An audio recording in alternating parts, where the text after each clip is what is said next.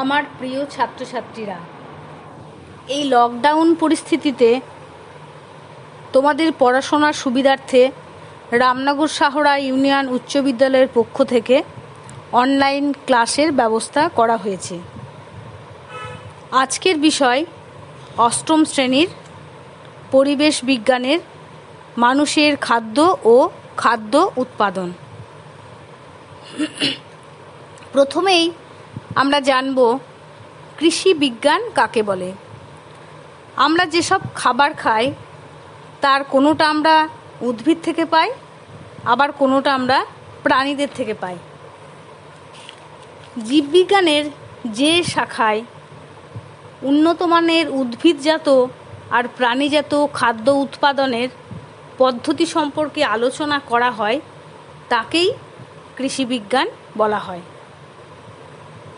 উন্নত ধরনের শস্য, বেশি দুধ, বেশি ডিম, বেশি পরিমাণে মাংস পাওয়ার জন্য বিভিন্ন পশু পাখি যেমন গরু, ছাগল, ভেড়া, মুরগি ইত্যাদি পালন করা পদ্ধতি নিয়েও এই বিজ্ঞানে আলোচনা করা হয়ে থাকে। এবার আমরা জানব ফসল কি। সাধারণত উদ্ভিদের চাষ করার সময় সেই উদ্ভিদের চাহিদার দিকে বিশেষভাবে নজর রাখা হয় যাতে ওই উদ্ভিদের ফলন বাড়ে। যখন অনেকটা জায়গা জুড়ে একই ধরনের উদ্ভিদের চাষ করা হয় তখন ওই উদ্ভিদদের একসঙ্গে শস্য বা ফসল বলা হয়। ফসল বিভিন্ন ধরনের হতে পারে, যেমন তন্ডুল জাতীয় ফসল, ধান, গম ইত্যাদি। তন্তু জাতীয় ফসল, তুলো, পাট ইত্যাদি। ডাল জাতীয় ফসল, ছোলা, মটর, বিন। তৈলবীজ পাওয়া যায় এমন ফসল, সর্ষে, সূর্যমুখী। কন্দ জাতীয় ফসল, আলু, আদা। চিনি পাওয়া যায় এমন ফসল, আখ। বাগানে চাষ করা হয় এমন ফসল, চা, কফি, রবার। ওষুধ পাওয়া যায় এমন গাছ, তুলসী, বাসক, থানকুনি। মশলা পাওয়া যায় এমন গাছ, গোলমরিচ, আদা ইত্যাদি। কৃষি বিজ্ঞানেরই আরেকটি শাখা হচ্ছে উদ্যান বিজ্ঞান। এই শাখায় ফল আর সবজি চাষের পদ্ধতি নিয়ে আলোচনা করা হয়ে থাকে। বিভিন্ন ধরনের সবজি যেমন ফুলকপি, বেগুন, টমেটো, পটল। বিভিন্ন ধরনের ফল যেমন কলা, আঙুর, আম। বিভিন্ন ধরনের আলংকারিক উদ্ভিদ। আলংকারিক উদ্ভিদ কাকে বলে না, যে সকল উদ্ভিদ দিয়ে আমরা ঘর সাজিয়ে থাকি, যেমন ক্যাকটাস, বোগেনভেলিয়া ইত্যাদি। আবার কিছু ফুল আছে যেগুলো আমরা চাষ করে থাকি, যেমন গোলাপ, জুঁই, গাঁদা, রজনীগন্ধা ইত্যাদি। সাধারণত ঋতু, তাপমাত্রা, আর্দ্রতা ও বৃষ্টিপাতের ওপর নির্ভর করেই বিভিন্ন সময় বিভিন্ন ফসল হয়ে থাকে। কোন ঋতুতে কোন ফসল হয় তার ওপর নির্ভর করেই ফসলকে দুভাগে ভাগ করা হয়। যেমন এক হচ্ছে খারিফ ফসল, দুই হচ্ছে রবি ফসল। সাধারণত বর্ষার শুরুতে অর্থাৎ জুন জুলাই মাসে এই ধরনের ফসলের চাষ শুরু হয়, আর বর্ষার শেষে সাধারণত সেপ্টেম্বর অক্টোবর মাস নাগাদ এই ফসল তোলা হয়ে থাকে। ধান, ভুট্টা, তুলো, চিনেবাদাম, সয়াবিন এরা হলো খারিফ ফসল। সাধারণত দক্ষিণ পশ্চিম মৌসুমী বায়ুর প্রভাবেই, সেই বৃষ্টিপাতের প্রভাবেই এই ফসলের চাষ করা হয়ে থাকে। আর রবি ফসল বলতে শীতের শুরুতে অর্থাৎ অক্টোবর নভেম্বর মাস নাগাদ যে ফসলের চাষ শুরু হয়, আর মার্চ এপ্রিল মাস নাগাদ এই ফসল তোলা হয়। যেমন গম, বার্লি, ছোলা, মটর, সর্ষে এরা হলো রবি ফসল। রবি ফসল কিন্তু বর্ষার উপর নির্ভরশীল নয়। এবার দেখো এই যে আমরা বিভিন্ন ফসলের কথা জানলাম, এগুলো যারা উৎপাদন করেন তারা হলেন কৃষক বা চাষি। ফসল উৎপাদনের জন্য কৃষকদের বেশ কিছুটা সময় জুড়ে নানা রকম কাজ করে যেতে হয়। একজন কৃষক এই যে কাজগুলো করেন এটাই হলো কৃষিকাজ। এই কাজগুলোর আবার কতগুলো ধাপ আছে।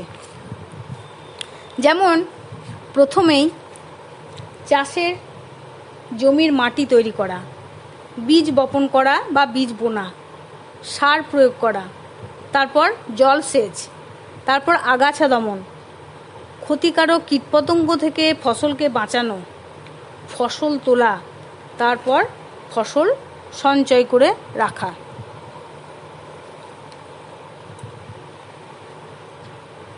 এই কাজগুলি পরপর হয়ে যাওয়ার পরেই চাষিরা সেই ফসল বাড়িতে তুলতে পারে। এখন আমরা কৃষিকাজের এই ধাপগুলি নিয়ে বিস্তারিত আলোচনা করব। প্রথমেই চাষের জমির মাটি তৈরি করা। উদ্ভিদের বেড়ে ওঠার মাধ্যম হলো মাটি। উদ্ভিদেরা খনিজ মৌল জল এই মাটি থেকেই সংগ্রহ করে থাকে। এক এক রকম উদ্ভিদের পক্ষে এক এক রকম মাটি প্রয়োজন। তাই কোনো ফসলের চাষ শুরু করার আগে মাটিকে চাষের উপযোগী করে নিয়ে তবেই ফসলের বীজ বপন করা হয়ে থাকে। মাটিতে বিভিন্ন খনিজ পদার্থ, জল, বায়ু, পচা গলা জৈব বস্তু ইত্যাদি মিশে থাকে। মাটিকে আলগা করলে বায়ু চলাচল সুবিধা হয়, আর মাটিতে বায়ু চলাচল হলে মাটিতে বসবাসকারী জীবাণু ও কেঁচোদের বেড়ে ওঠার সুবিধা হয়। কেঁচো মাটি আলগা করতে সাহায্য করে, তাই কেঁচোকে আমরা কি বলি? কৃষকের বন্ধু। মাটিতে বসবাসকারী জীবাণুরা উদ্ভিদ ও প্রাণীদের দেহকে পচিয়ে ওইসব জীবের দেহের নানা যৌগ আর মৌলগুলিকে মাটিতে মিশিয়ে দেয় এবং মাটির উর্বরতা তাতে বৃদ্ধি পায়। এইগুলোই উদ্ভিদের পুষ্টি উপাদান। এবার আসি ভূমিকর্ষণের যন্ত্রপাতি বিষয়ে।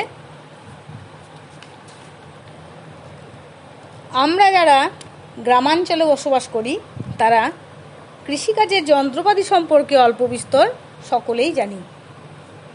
আমরা এর আগে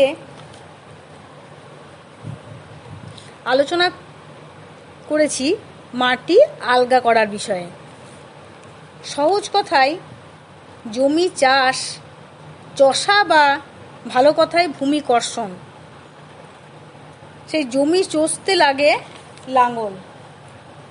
এসো এবার জমি চষতে এমন কিছু যন্ত্রপাতি লাগে, সেই সব যন্ত্রপাতি বিষয়ে আমরা এখন জেনে নেব।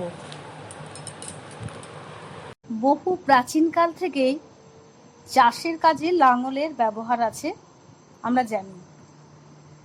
জমি চষা, মাটিতে সার মেশানো বা মাটি থেকে আগাছা তুলে ফেলার মতো নানান কাজে লাঙল ব্যবহার করা হয়। বর্তমানে দেশি কাঠের তৈরি লাঙলের জায়গা নিচ্ছে লোহার তৈরি লাঙল।